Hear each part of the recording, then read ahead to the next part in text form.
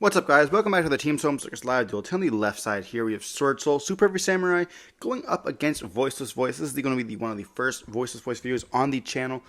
So definitely going to be the entrance to Voiceless Voice on the channel here as well. You know, this is the first time the guy is playing it, and the first time that I'm reading over any of these cards. So please take it easy on both of us here. Before we dive in, don't forget to like, comment, subscribe to the channel a lot. We are going to be seeing the Voiceless Voice strategy. Going to be choosing to go first here, winning the die roll. Which is going to be quite nice for them. They're going to start off with a Saphira, which can let them be able to search their deck. Going to add a copy of the Circus, and sending the Ritual spell to the graveyard here, which is pretty nice. It has dual effects, which is really good. Circus is also going to be able to protect us from a targeting negation here with if we have anything else. We're then going to be banishing the copy of Saphira and dumping the Circus to summon out the copy of the Skull Guardian Protector here, which can let us search for a low. Low can then summon herself out, which can then place the spell and trap face up on the field. We are going to be placing the copy of the Barrier, which can let us also search for another Voiceless Voice card or a Skull Guardian here. Unfortunately, we're not going to be able to search for a copy of Circus to protect us from that Imperm. And, you know, this is going to be a negate. And while this is face up on the field, we are going to be seeing the Skull Guardian have 25 more attack. So it's going to be sitting at 4,550, which is absolutely huge while it's in the graveyard. Like, it's actually so dumb. Oh, no, my bad. It doesn't gain 25. It gains 2,005 attack. So it's going to have 4,100 attack, which is absolutely massive for people who just completely forget about it. Being on the field. We are then going to see a Prosperity going to be digging for 6. And we're going to see a Prosp, a Circus, a Diviner, a Ash Veiler, as well as a copy of the Pre-Prep here. And Pre-Prep is going to be able to dig your deck quite a few times. But searching for that copy of Veiler here over the Ash is interesting enough. We do also have potentially the opportunity to go into Dynamundo if we have another extender, but chances are we're going to be staying with the copy of the one on our field, but choosing to not do that is interesting to me. I'm not too sure why we're choosing to do that. We're going to go Dynamundo, and they do have the Bell, which they did just top deck. Absolutely just brutal here. You know, turn ending, or not turn ending, but just like destroying that turn. Bell being a crazy card when you go for the Dynamundo. A lot of the times I think that we probably keep a Dynamundo plus another card on the field. The Skull Guardian for that protection, but unfortunately not in this case.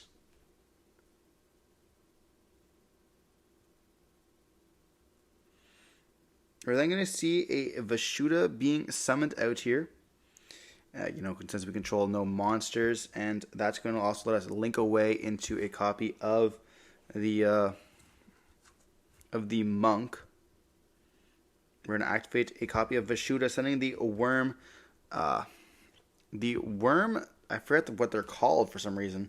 The Yang Zing guy, but they also have a Necros type thing. They're not Necros, but they're something else. And then we're going to go for a Baron. Baron's going to attempt to pop. It's going to get hit with a Veiler here. We most likely do chain to this to negate it.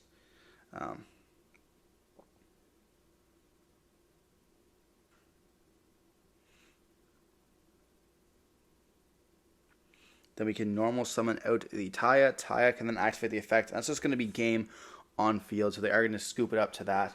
The Dynamundo definitely hurts. I have to read what that card does. Dynamundo, 2 monsters including Ritual. This card plus summon, you can target 1 card on the field and 1 Ritual monster in your graveyard. Shuffle both in the deck. During your opponent's turn, quick effect, you can tribute this card, then target 1 Ritual monster. Your graveyard, either add to hand or special summon it. Like, why would we choose to do that, though, is my question. If this card is Ritual summoned, you can add 1. One your opponent add which card effect. Yeah, I definitely don't see why. Is Saphira maybe doing something with the card?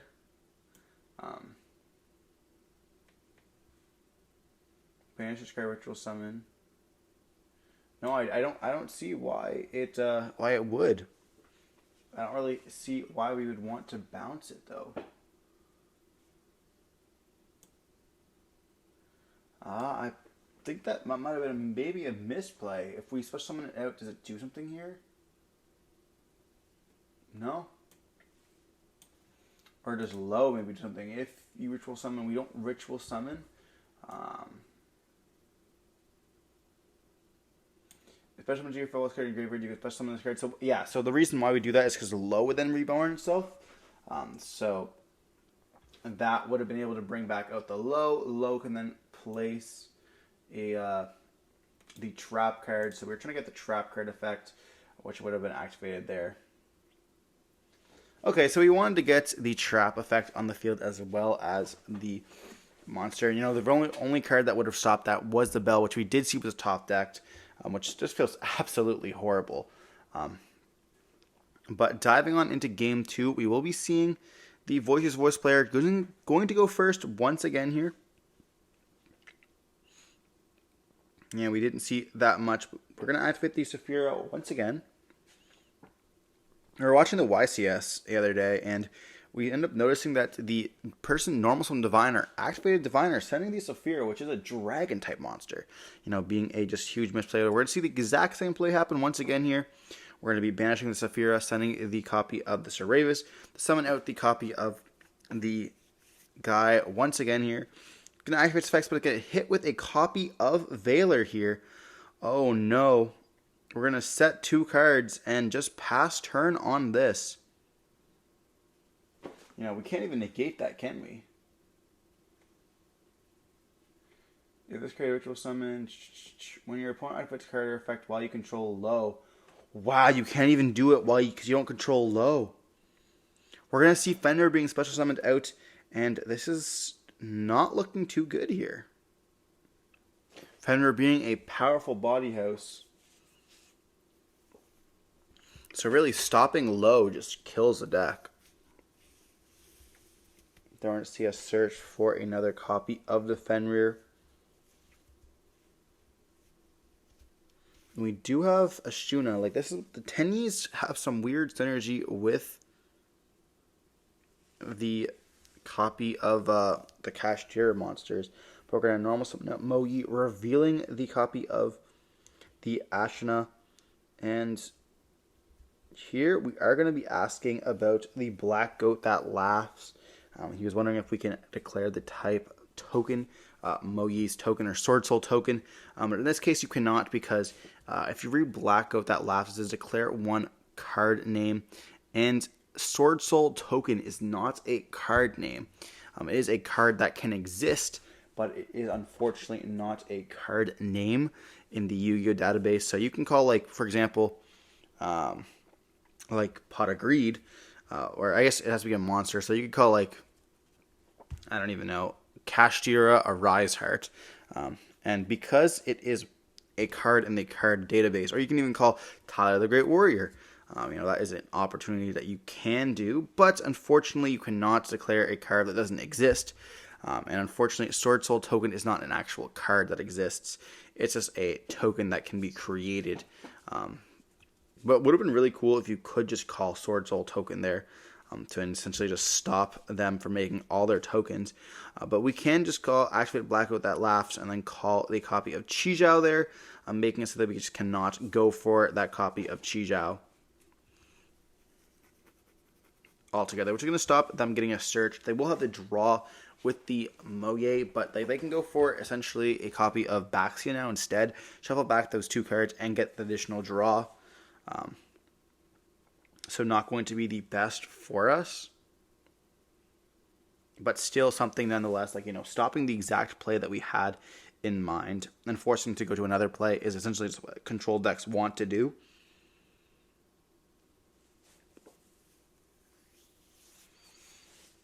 And will also give us another turn as well, but there might be a possibility that we actually want to Fenrir banish that monster instead. So we're going to go for a copy of Dragite here. And then we do get that Moyi draw, but we are also going to have a Spell Negate, which is quite good against a Ritual deck. We draw into another Ashina, unfortunately. We do have the Long Young to pitch the Ashna there to summon out the token once again. And then we do have Nibiru for this. And that's going to be quite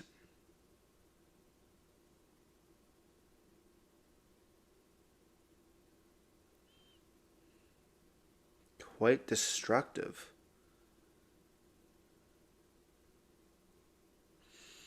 But we also have the Ashna still, so we can banish to summon out an Hara, and then we can also get that Ashuna onto the field. First, obviously, is by summoning itself out, which we are going to be doing here.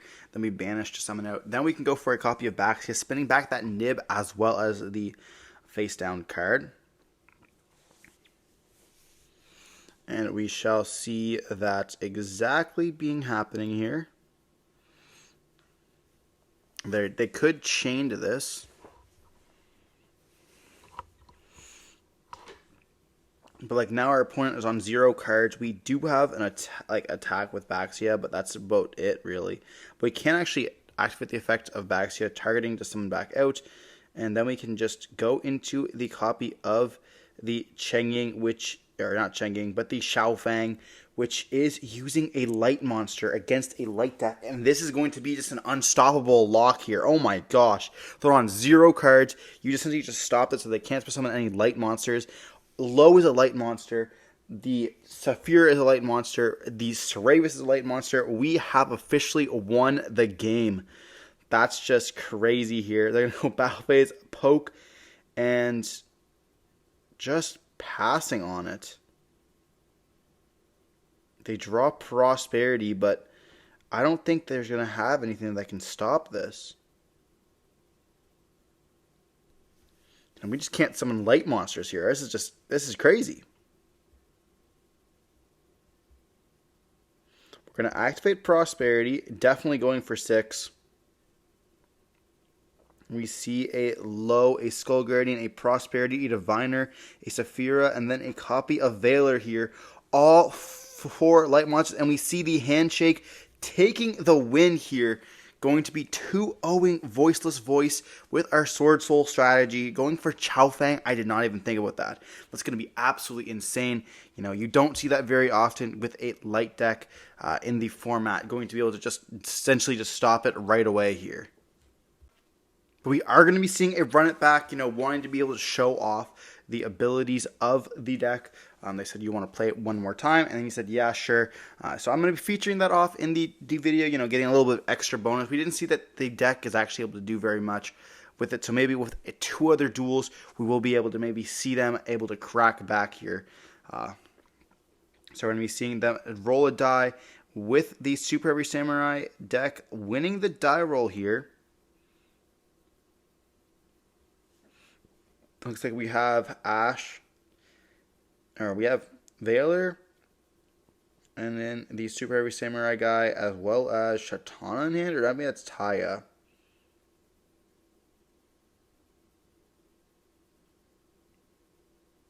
A normal summon out the Wakashi. Not exactly sure how we're going to do that. We're going to place in the Big Benki in the hand. Oh yeah, they only play 1 Big Benki. This is why. So then we're going to be able to search with the Big Benki, perhaps. You know, if this was the case, chances are we're not doing very well. So we do hit that with an Ash Blossom, which is going to be just very detrimental to this altogether. You know, you definitely, you know, just hurting a lot when you open up something bad like this. But we're going to be just passing on that. You know, we use our normal summon, and then we tried to search for something else. Unfortunately, just did not get us there. You know, we wanted that Soul Horn, so then we could just extend, go for Denglong, go for the plays. But here we're going to be activating the effect of the Saphira, once again sending the Ritual spell, and then we're going to be searching for the Skull Guardian. We're going to activate the Saphira, sending a copy of Low, and then it's going to be summoning out the copy there of the Skull Guardian. We're going to hit that with a copy of the Valor there. And then we are going to be summoning out the copy of the Low here. Low is going to be able to place the Trap card on the field. We could go for the spell or the Trap. The Trap is going to be one that like shuffles back stuff to be able to do. It does like a lot. It's like the interruption piece is really what it is. It's a Trap card. Come on. And so now we're going to be thinking here, explaining what the cards do, which is quite beneficial. I really need an explanation of what the cards do. Like, you can read the cards, but like when they do multiple stuff multiple times, or like just having like multiple effects, where it's like quite difficult. But we're going to be summoning out the copy of Circus onto the field.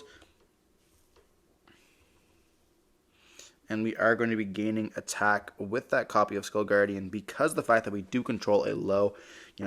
We then get to place the other card, which is why we do place the trap card. We already have the barrier in the hand, which can let us search us copy of the Circus of the Voiceless Voice. And we essentially just scoop it up here. We activate talents, and then we just scoop it up. Or we reveal the hand, which we then shuffle back the copy of, and leaving them with a Taya here. Essentially scooping up the game, because we are not going to be able to do anything after this. We're going to go battle phase, attack, dealing a bunch of damage, and then going to be able to attack with the Circus as well here. We then get the normal summon the Mogi, activating the effect of the Taya, or activating the effect of revealing the Taya. We can negate with the copy of the Skull Guardian there, and that's just going to be it. We also had the Circus and then the Nibiru in the hand. Definitely was going to be a bit of a better game this time. Unfortunately, that's just it for the video here. Hope you guys enjoyed watching the video. Don't forget to like, comment, subscribe, see more content like this. I wanted to be showing off the deck can do something else as well. And we're hopefully going to be seeing some more Voiceless Voice on the channel soon. Maybe a deck profile as well. We just have to fine tune the list here. But we hope to see you in the next video. Stay safe. Peace.